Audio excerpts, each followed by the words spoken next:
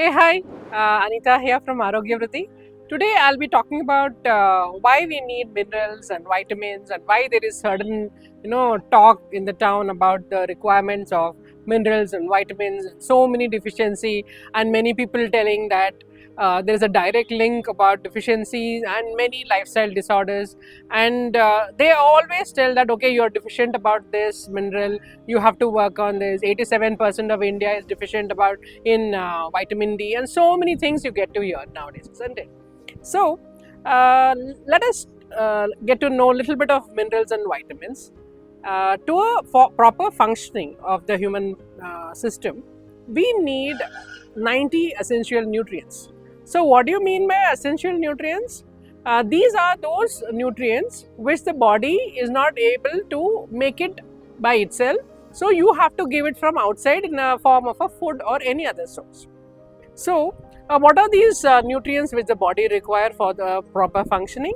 We have 90 nutrients I have mentioned. In that 90 nutrients, you have 60 minerals, 16 vitamins, 12 amino acids, and 2 fatty acids, which you have to give to your body in a daily basis. And RDA specifies a certain amount of these minerals and vitamins, which has to be given to you in a daily basis. So where do we get these minerals from? Where do we get these vitamins from? The soil has many minerals in it, and when the plants absorb these minerals, they are then gone to the plants, and from the plants, animals are feeding on that. Those animals we are taking in case we are non-vegetarians, or if we are vegetarians or any other form of eaters, then we are taking it from the soil in the form of vegetables and fruits. So we have to understand one particular thing nowadays.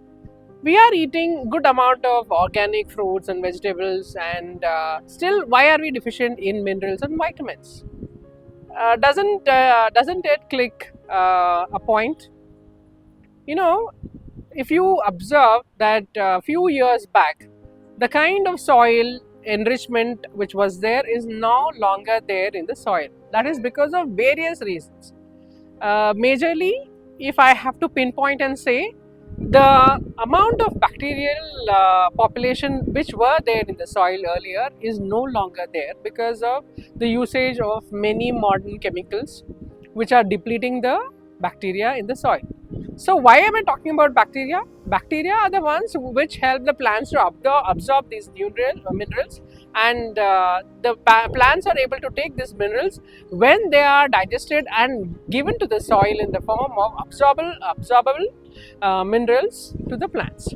So when you deplete the soil of the bacteria, that means to say that the plants are having lesser nutrients to absorb and take into their system, isn't it?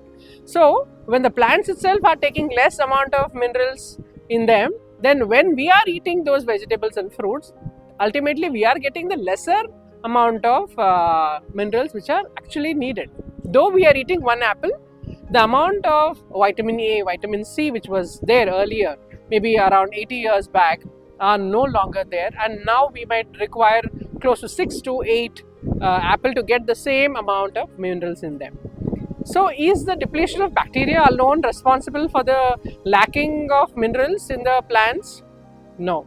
There are several other reasons. One is the way it is being grown. The way the plants and vegetables, fruits are grown nowadays are completely different. Because of overgrowing population, the requirement for food is more. So the way it is being grown is also totally different now. We are bringing in a lot of hybrids. We are bringing in more of genetically modified plants, isn't it? So the amount of minerals which are there, which are nutrients which are supposed to be there in the plants, are no longer there. So the way it is being grown also affects the way the nutrients are available nowadays.